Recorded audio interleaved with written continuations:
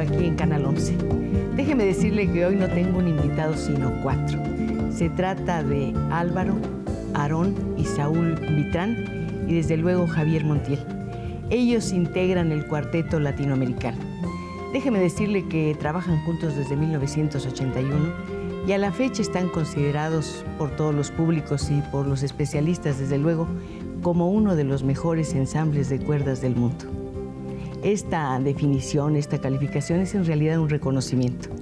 Pero ¿qué hay detrás de ese reconocimiento?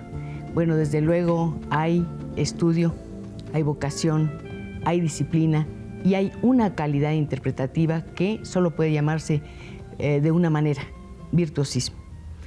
Yo quiero decirles a ustedes que el virtuosismo del Cuarteto Latinoamericano va mucho más allá de la precisión matemática. Está lleno de encanto, de gracia, de sensualidad, de una serie de elementos que realmente nos hacen entrar en la música que ellos interpretan. Un repertorio no solo latinoamericano, por cierto.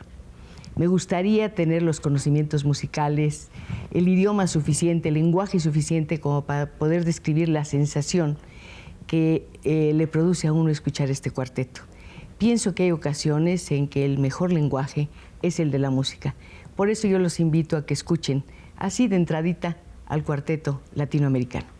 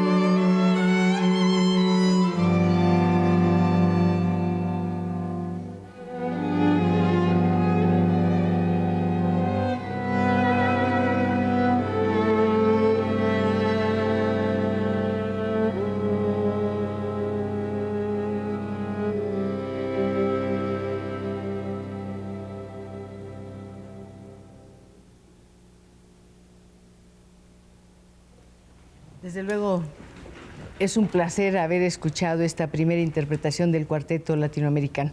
Vamos a tomarnos un tiempecito para que ellos ocupen su sitio aquí junto a su servidora para que podamos estar más de cerca y desde luego quiero decirle 2 cosas. Número 1, nosotros estamos aquí en nuestro estudio en Canal 11, tenemos desde luego a nuestro equipo de telefonistas, pero por razones técnicas que ya más tarde le explicaré, no vamos a poder pasar las llamadas inmediatamente a nuestros invitados. Sin embargo, las tendremos aquí al final del programa y se las vamos a entregar a ellos, como siempre lo hacemos, para que establezcan realmente un contacto directo con ustedes, que son nuestros acompañantes aquí en nuestro estudio de Canal 11, donde todos los viernes estamos conversando. Ya estamos pues listos para empezar a charlar con 3 hermanos y un invitado, ¿verdad? ¿Qué tal? Muy buenas tardes. ¿Por dónde comenzamos? Muy bien, muy buenas noches. Hola, buenas noches. A ver, ¿con quién tengo el gusto? Bueno, yo soy Álvaro Vitrán, uno de los 3 hermanos. Yo soy el que toco el instrumento más grande del cuarteto, el violonchelo. Yo creo que cuando se ven grupos como este es muy interesante conocer un poco la historia, todo lo que hay detrás, para que llegaran a estar aquí, o mejor dicho, a ser lo que son. ¿Qué ocurrió? ¿Cuál es tu formación?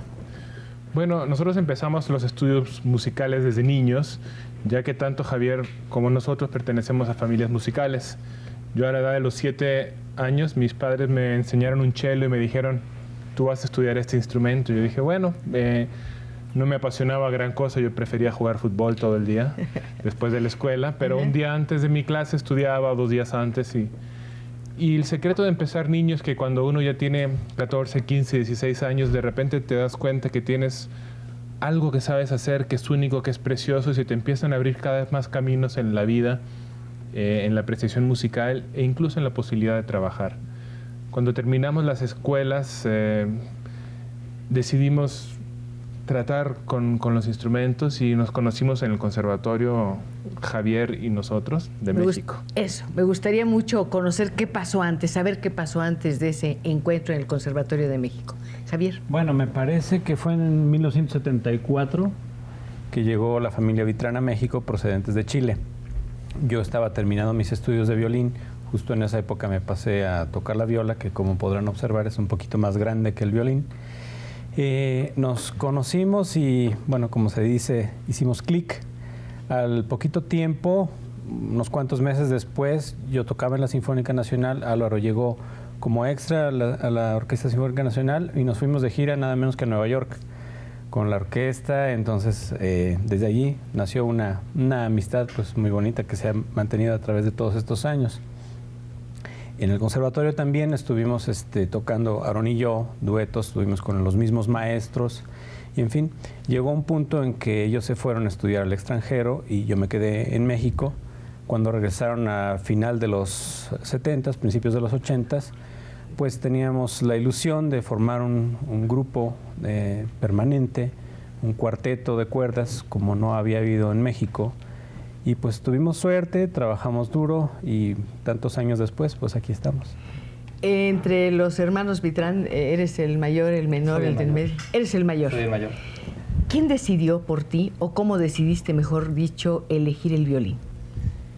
Yo creo que lo decidieron en realidad mis padres. Mi padre, bueno, ambos son músicos. Mi padre es economista de profesión, pero violinista aficionado, y mi madre pianista.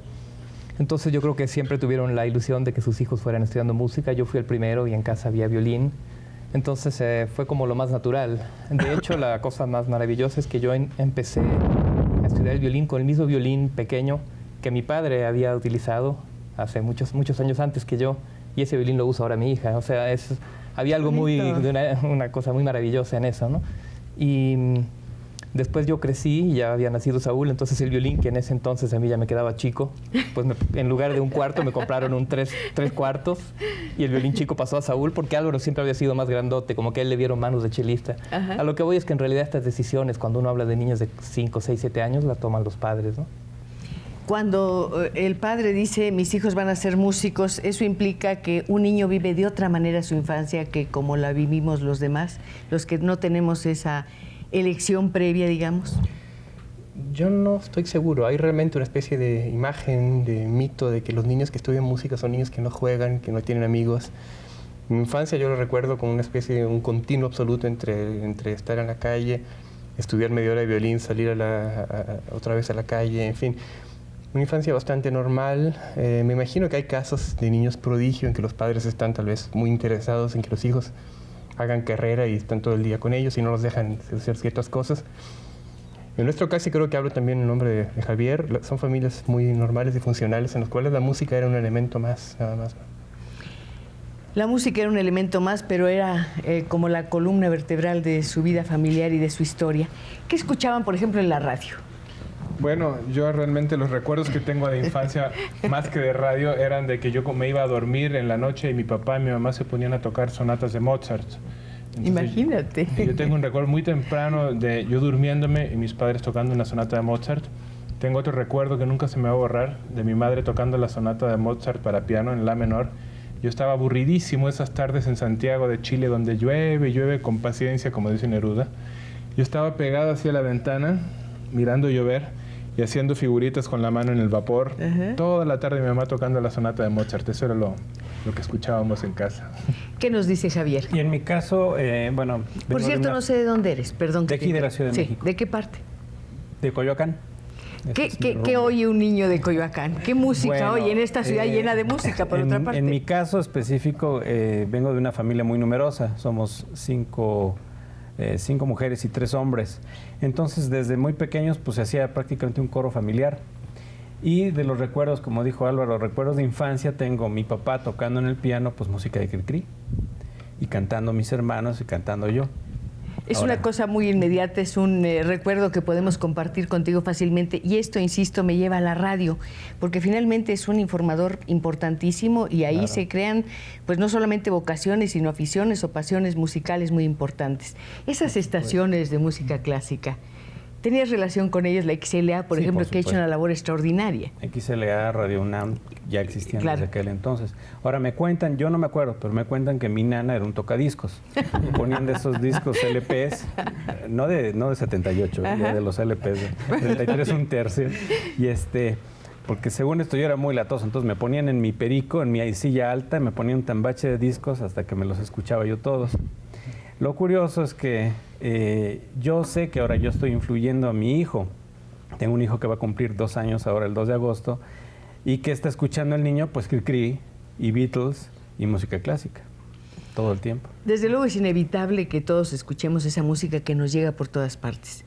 Lo extraordinario es que ensambles como el de ustedes tenga un espacio, tenga un público, sobreviva, tenga 30 discos. Uno piensa que solamente graban discos figuras como Ricky Martin o todos los ídolos actuales.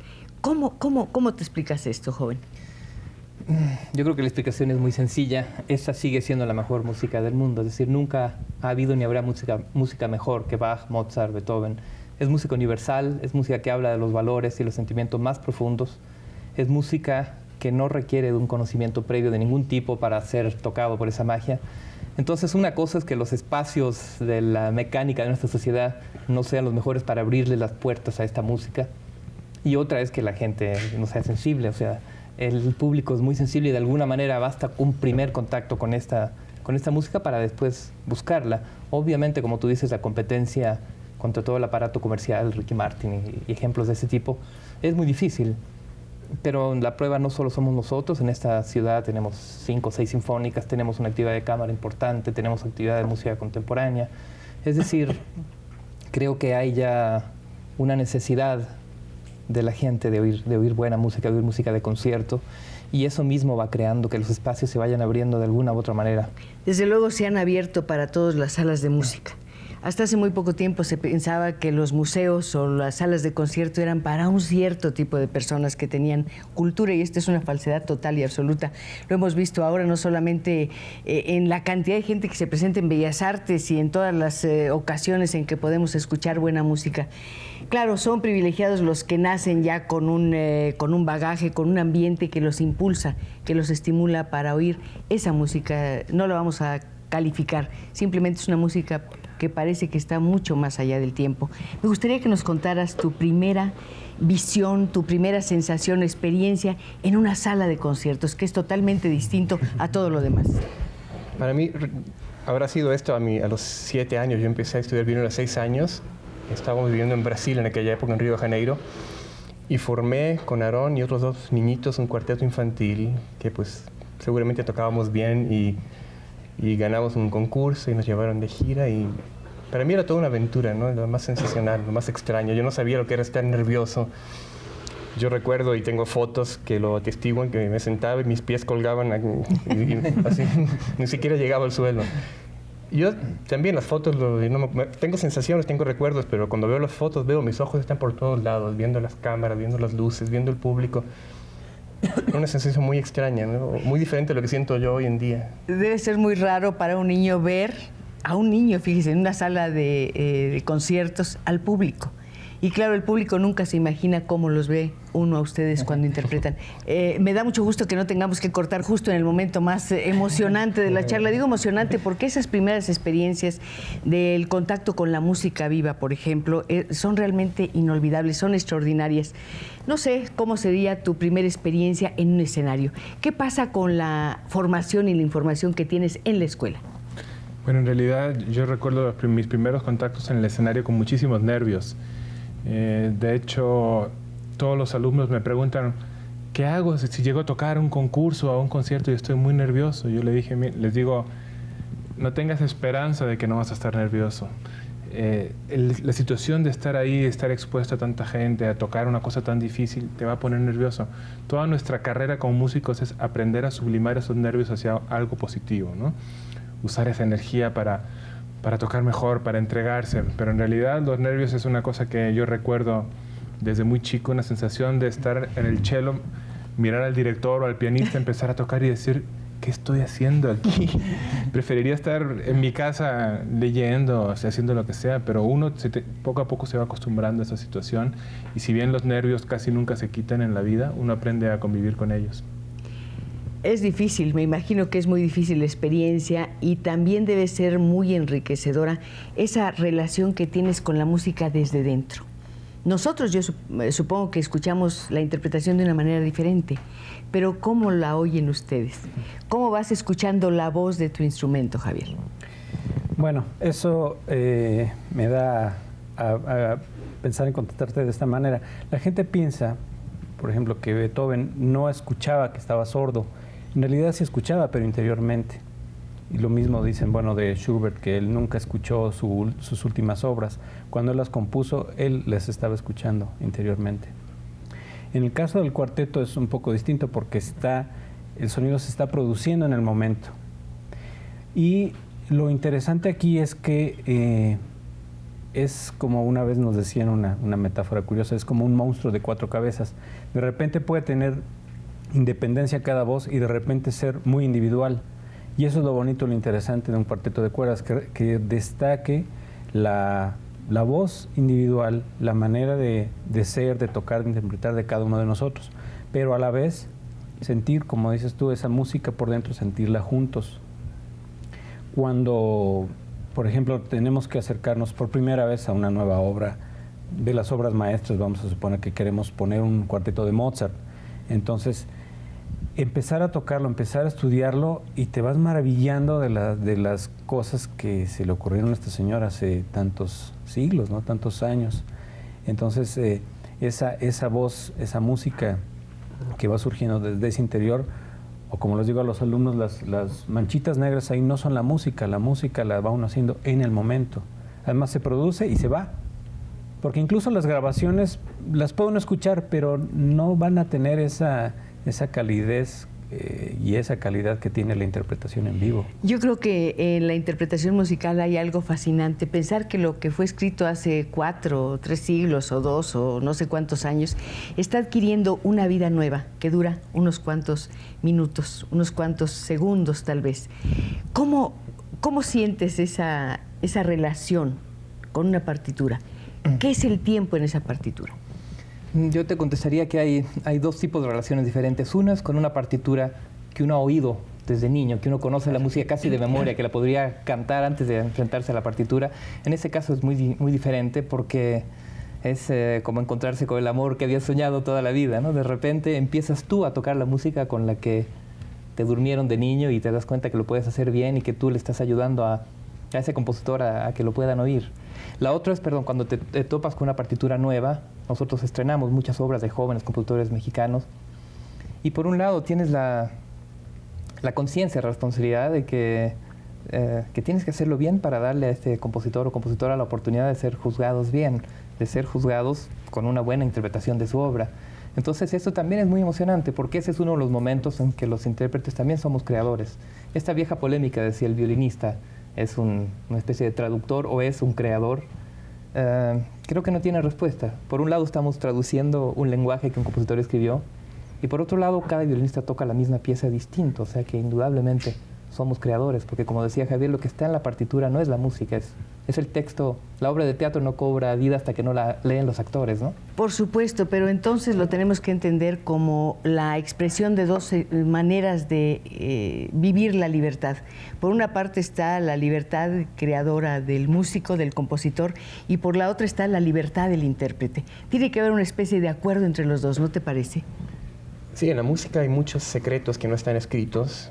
En parte, uno como intérprete tiene que deducirlos por el contexto histórico de la obra, por el tipo de lenguaje que se manejaba, también porque uno ha recibido cierta educación en cuanto al tipo de vida que llevó el compositor y cómo era de carácter.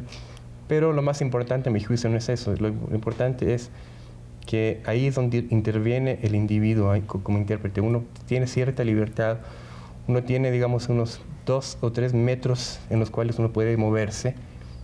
Y como decía Isaac Stern, hay gente como Pablo Casals que esos 3 metros los convertía en 15 metros, ¿no? En realidad estaba haciendo una obra suya, una obra distinta. Es fascinante hablar con los artistas, es fascinante hablar con los músicos que nos han dado, pues, mucho más que una conversación. Nos están acercando a un arte que va también más allá de las palabras. Déjame decirle que tenemos que hacer un corte, pero le quiero recordar que en este estudio tenemos teléfonos. Usted puede marcar nuestros números. Y desde luego al final de esta conversación vamos a entregar a nuestros amigos, a los integrantes del Cuarteto Latinoamericano, la voz de usted, el saludo de usted, el reconocimiento de usted, al que desde luego yo sumo el mío. De verdad, muchas gracias. Vamos a seguir un momento.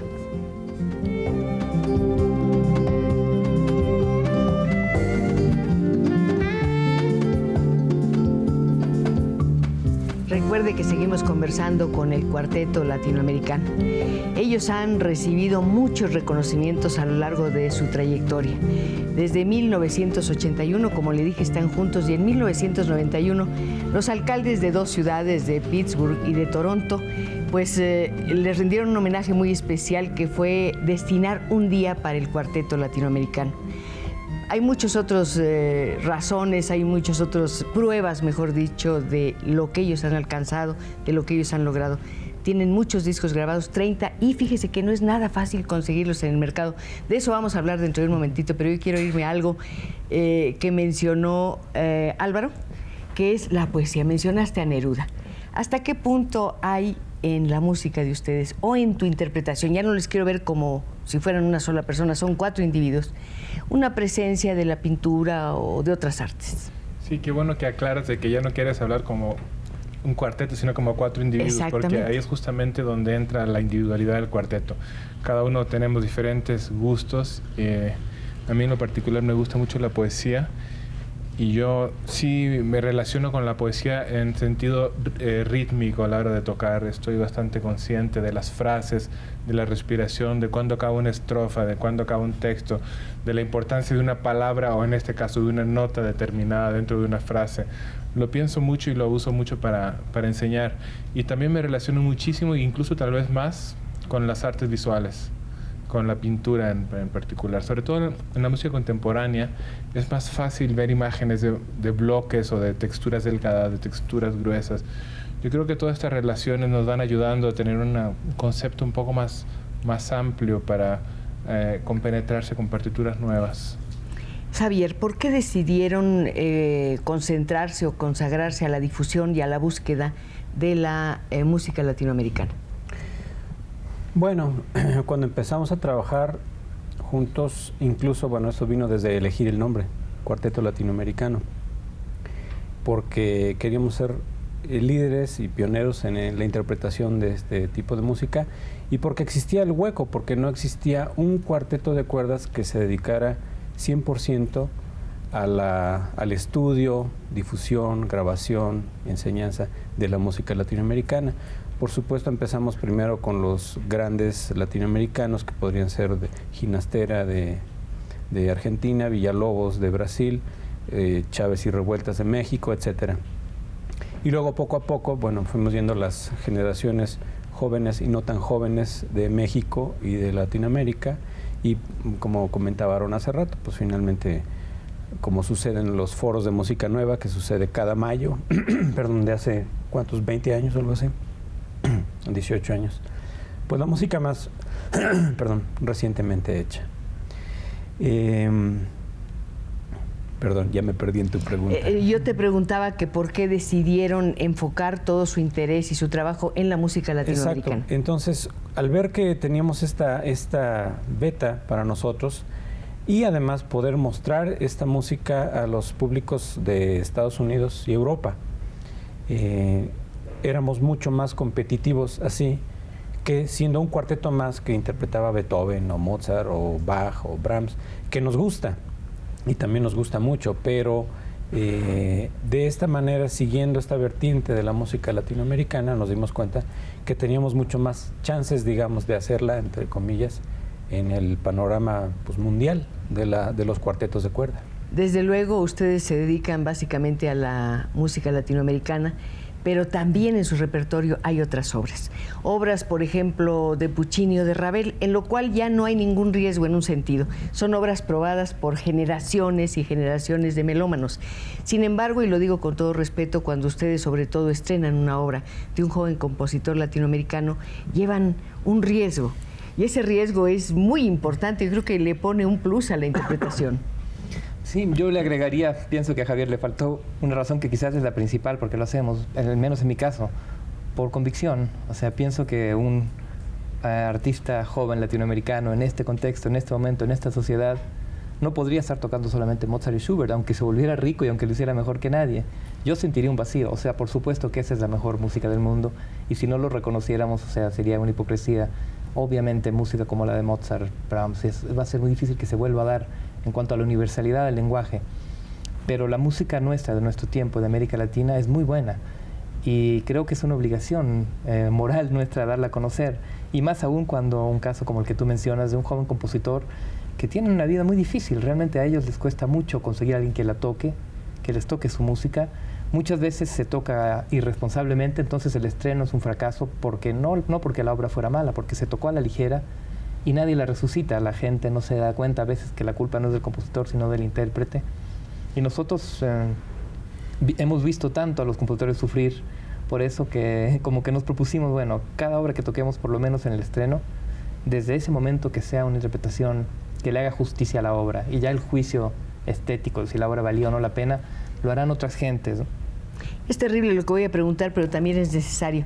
Me imagino que las salas se llenan cuando ustedes presentan a Mozart o a Puccini. Pero ¿qué pasa cuando en la cartelera aparece el nombre de un compositor completamente desconocido? ¿Cuál es la actitud que observa el público, Saúl? Afortunadamente yo siento que hay bastante apertura en cuanto a eso. Yo creo que la curiosidad de la gente hace que un nombre desconocido o menos conocido también le atraiga.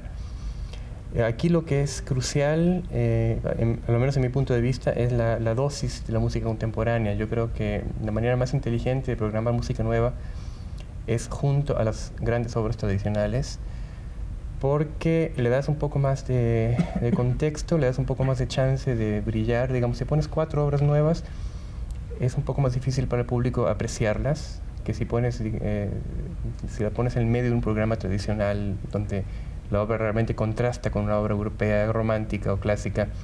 Entonces, afortunadamente, siento que no hay mucho prejuicio, tanto en México como en extranjero. Al contrario, hay bastante interés por ver lo que se está haciendo en América Latina. Y también hay que tener cuidado en la dosis y en la manera de programar. En eso tenemos opiniones bastante diversas en el cuarteto y nos la pasamos discutiendo. Pero es un tema muy apasionante.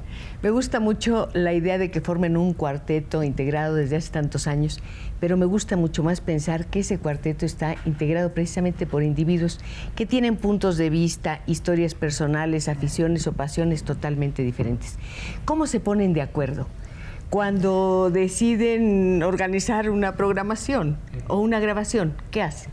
Yo creo que la gran enseñanza de estos 19 años ha sido justamente lograr un mecanismo de diálogo, ¿no? Yo creo que ahora en estos días en que está tan de moda el tema de la política, yo me atrevo a sugerir que el cuarteto es una democracia perfecta. Sobre todo porque somos 4, somos un número par. Entonces, siempre que llegamos a opiniones encontradas, votamos. Si son 3 contra 1, el 1 va a tener que ceder a los otros 3. Cuando son 2 contra 2, que también sucede muy a menudo, establecemos una discusión tratando cada quien de convencer al otro, pero bastante abiertos. Si después de la discusión seguimos pensando de la misma manera, agarramos una moneda y le echamos al aire y el que gana, ganó. Oye, me parece muy bonita manera de solucionar las cosas. Nos ha funcionado muy bien, sobre todo en asuntos prácticos tipo vamos a viajar en la mañana o preferimos viajar en la noche, nos vamos a quedar en este hotel, o nos vamos en ese tipo de... Ya cuando es cosa musical tratamos de no tener que llegar a ese extremo. Me imagino que todos saben cuál es su lugar en el cuarteto, Javier. Están muy conscientes de lo que son, saben sus cualidades, su calidad como intérpretes. ¿Nunca ha ocurrido que alguien se sienta la estrella del grupo, la cabeza del grupo, la figura importante del grupo?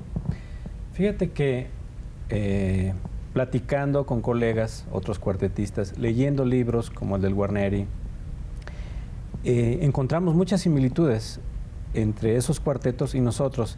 Y te voy a contestar de la siguiente manera. Es impresionante como cada uno de nosotros tiene su propia personalidad, como no existe una competencia, digamos, entre el primero y el segundo violín.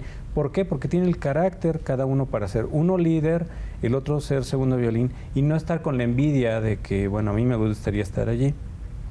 Otros cuartetos lo han resuelto de otra manera, por ejemplo, intercambiando, uno toca primer violín y el otro toca segundo violín, a veces en un mismo concierto.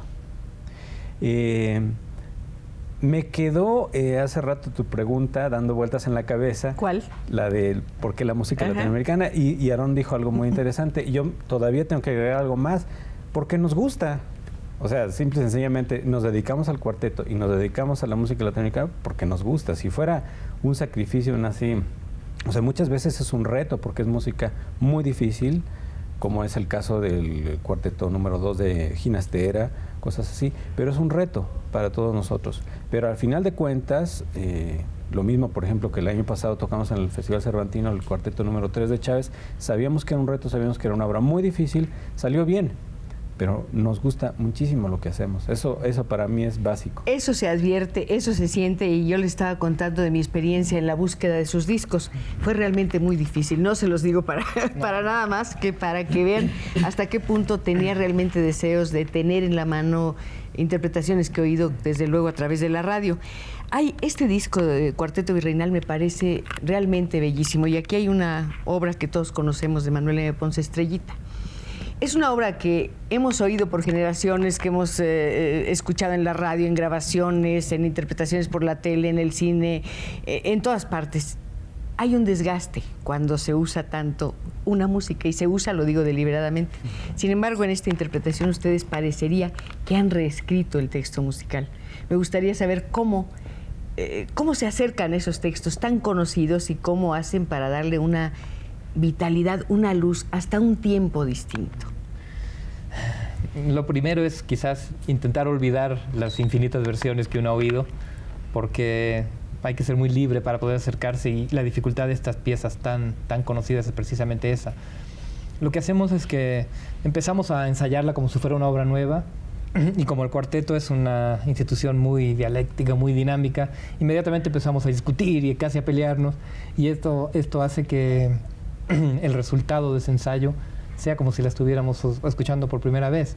No tenemos que proponernos ser frescos, ¿no? Digamos, vamos a aprendernos esta obra como si nadie la conociera. Entonces uno opina que más lento, el otro que más rápido, el otro opina, no, que aquí la viola tiene que oírse más, no, ¿qué te pasa? Es el cello, es mi solo, no, es el primer violín. Esa discusión de por sí ya es enriquecedora para todos, y el resultado de esa discusión es inevitablemente que es una cosa muy viva. Esto nos pasa no solo con las obras conocidas, pero particularmente con esas, ¿no? Democracia, discusión, acuerdo, y desde luego pues todo esto nos lleva a un tema que es inevitable siempre, la política. Los integrantes del cuarteto latinoamericano desde luego comparten su pasión por la música. A mí me gustaría saber si comparten también su ideología. En eso somos bastante diferentes y bastante privados, afortunadamente. Tenemos trasfondos diferentes familiares. Hoy en día cada uno tiene su familia, y yo siento también que tal vez esa tensión es muy sana al momento de hacer música. Las opiniones políticas van casi siempre a la par de las opiniones con la vida en general, y yo creo que un cuarteto de 4 personas que se parecen mucho puede ser un poco aburrido, no sé. ¿Cuántas horas al día conviven, Álvaro? Cuando estamos viajando, cuando estamos trabajando, cuando estamos grabando, convivimos muchas horas. 4, 6, 8 horas al día. Más que con nuestras esposas muchas veces. ¿De qué conversan? ¿Conversan solo de música? No, en realidad conversamos de todo. Aarón y yo, afortunadamente, conversamos de fútbol. Somos dos futboleros. Aquí hay muchos. Le vamos a equipos diferentes, además, para Eso fortuna. debe ser muy interesante. Sí, y apostamos cada vez que juegan nuestros equipos. Pero como decía Saúl, yo creo que una de las virtudes nuestras es haber mantenido nuestras vidas privadas un poco independientes. De esa manera evitamos roces innecesarios en los temas que nos atañen, que son el cuarteto. Ahora, nosotros trabajamos con periodos muy intensos y después nos dejamos 1 semana o 2 semanas de descompresión en las que cada quien dispara para otro lado y no estamos en contacto. Y yo creo que hemos encontrado una dinámica más o menos sana. En el trabajo que ustedes realizan hay algo muy interesante, creo que hay algo muy interesante, a lo mejor me estoy atreviendo a imaginar, la investigación. Javier, ¿hay investigación en el trabajo de ustedes? Es decir, ¿van tras los nuevos textos musicales escritos en Latinoamérica? Mira, en un principio sí, funcionó mucho así. Hoy día, afortunadamente, pues nuestra presencia, nuestro nombre ha trascendido, sobre todo a toda Latinoamérica, y más bien nos llegan textos, nos llegan cuartetos, y no solamente de Latinoamérica, de Estados Unidos también. Colegas, amigos, se va corriendo la voz de que hay un cuarteto que no nada más puede tocar Mozart y Beethoven, no nada más toca música latinoamericana, también toca música contemporánea, y nos llegan partituras. De hecho, 2 veces al año se nos van juntando así un tambache bastante grande de música para leer, para que nos mandan compositores. A veces nos mandan una grabación que ya se hizo, a veces es una obra que ni está grabada ni nada de nada. A veces nos llevamos tremendas sorpresas con algunas obras que nos entusiasman, nos quedan, digamos, ya quedan en el repertorio. Pero una labor así de investigación, que nosotros vayamos a centros o lo que sea, pues prácticamente eso ya no lo hemos hecho. Decía Javier que ellos reciben una buena cantidad de partituras de personas que quieren que ellos las lean, las prueben y a lo mejor las toquen. Hace algunas semanas, 1 o 2 semanas, hubo en Bellas Artes un concierto muy interesante, una serie de conciertos muy interesantes de compositoras. ¿Cuántos de esos textos son escritos por mujeres?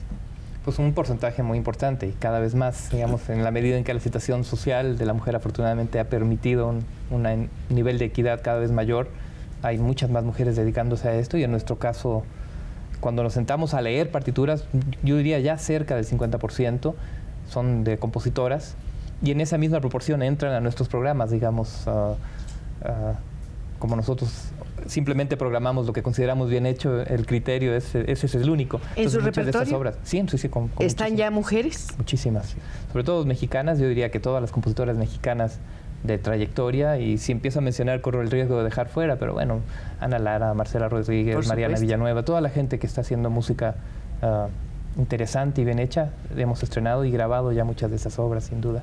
Saúl, ¿hasta qué punto la música tradicional de nuestros países de Latinoamérica influye en ustedes? Muchísimo. Yo cuando le preguntaste a Álvaro cuál era la música que recuerda de niño, en mi caso yo recuerdo más música brasilera que música clásica. Seguramente esos años en Brasil y yo me estaba abriendo como persona y la música me impactó muchísimo. Ahorita estoy redescubriendo el tango y otro tipo de música popular argentina. Para mí es muy importante, la milonga, que es el antecedente del tango, ¿no? Así como hay el minueto y el vals y el ländler, está la milonga y el tango, que es una relación muy parecida. Para mí es una fuente inagotable de riqueza la música popular. Y creo, esto lo han dicho críticos, es un tema bastante polémico y creo que soy la persona menos indicada para responder. Se dice que nuestra interpretación de la música europea tradicional está impregnada de cierto aire que el público no sabe de dónde viene, desconoce, probablemente lo atribuyen a que venimos de América Latina. Ya no sé qué quiere decir exactamente eso, pero si tú me pusieras así bajo presión, yo diría que la música latinoamericana tiene un elemento inmutable, que es el ritmo. La rítmica es la espina, la columna vertebral de la música latinoamericana, y de tantos años de estar expuesto a ella, a lo mejor algo ha entrado en nuestro organismo que permea hacia la música menos rítmica del mundo, que podría ser un adagio de Brahms, ¿no? Yo creo que todo eso tiene que ver con el paisaje, con los colores, con los sabores, con el aire, con la atmósfera y sobre todo con la luz. Diré yo, con la luz que miramos y que nos ilumina permanentemente. Eso tiene que influir. Mencionaron el tango, yo quiero preguntar rápidamente antes de ir a un corte si fue de Piazzolla lo primero que escuchamos. No, lo primero que escuchamos fue de un compositor brasilero llamado Villalobos. Ahora la segunda interpretación, si es que tenemos tiempo de tocar otra vez. ¿Van a tenerla? Será, sí, la de Piazzolla. Bueno, quiero hacer un comentario. Después vamos a un corte. Recuerden, hoy no podemos pasarles sus llamadas en este momento a nuestros invitados. Lo haremos al terminar la transmisión. No olvide que tenemos números telefónicos en la pantalla, que tenemos 10 telefonistas listas para recibir sus mensajes, sus puntos de vista, sus reflexiones. Y creo que sinceramente vale la pena entregar reconocimiento a quien reconocimiento merecen. En este caso, los integrantes del Cuarteto Latinoamericano.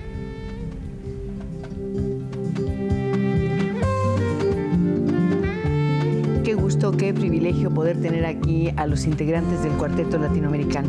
Usted sabe que este no es un programa musical, aunque desde luego tenemos ilustraciones musicales cuando son músicos quienes vienen a nuestro programa. Un programa que hoy de verdad se viste de gala por muchas razones. Quiero nada más recordar que en 1983, 2 años después de que se formó el Cuarteto Latinoamericano, recibió un reconocimiento muy importante, el reconocimiento de la Asociación de Críticos. Y me estaba comentando Javier, que están muy contentos porque van a recibir otro premio, o ya recibieron. Cuéntanos. El viernes pasado en Bellas Artes, después del concierto de la Sinfónica Nacional, se hizo una ceremonia muy bonita porque la Unión de Críticos cumplía 50 años.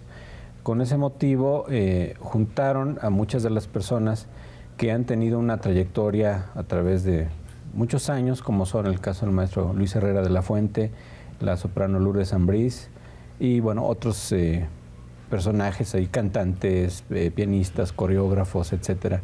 Entonces fue muy emotivo estar ahí presente. Estábamos Álvaro y yo, Saúl estaba en Estados Unidos y Aarón andaba en Tequisquiapan dando un curso.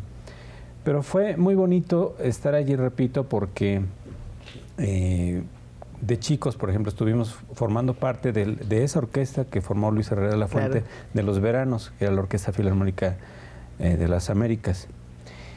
Entonces fue de repente para nosotros muy emocionante estar compartiendo una noche así con el maestro, que bueno, no necesito ni quién decir quién es Herrera de la Fuente, y saludarlo y ver que además está estupendamente bien el maestro.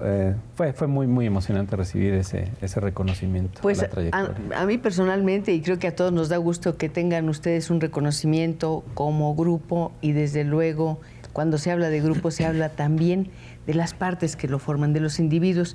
Insistimos en que tienen sus puntos de vista, su historia, pero que todos convergen en su pasión, que es la música. Estábamos comentando hace un momentito, Saúl y yo, que la música ha habido se han caído ciertos prejuicios, ya no hay tantos prejuicios, ya no hay tanta separación entre los intérpretes de música clásica y los intérpretes de música popular. Pienso que en esto los tenores han hecho una magnífica labor, cantando Bésame Mucho, por ejemplo, pues hacen una extraordinaria obra en bien de todos. Estaba pensando en Piazzolla, al ratito vamos a escuchar una interpretación precisamente de ese compositor. Todo el mundo lo conoce como compositor de tangos y poco se habla de él como compositor de música clásica, y tengo entendido que es uno de los mejores de Latinoamérica. Sí, en realidad es muy difícil decir si Piazzolla es un compositor de tango o un compositor de música clásica. Él lo que hizo en realidad fue, con su grupo, tocar tangos, pero darle al tango una nueva sensación, una nueva dimensión. Sacar al tango del barrio de Boca, de los barrios populares, de los antros, y elevarlo a una dimensión de concierto, añadiéndole diferentes armonías, diferentes ritmos, diferentes instrumentos, lo cual, no te creas que no fue muy polémico en Argentina, mucha gente se indignó, se escandalizó. Bueno, muchos nos escandalizamos, los aficionados al tango, pero déjame decirte, a ver, Javier, ¿qué pasaría si al vals, por cierto, ustedes hacen excelentes interpretaciones en este disco que mencioné, le quitáramos su aureola, su atmósfera decimonónica y le diéramos otro ritmo?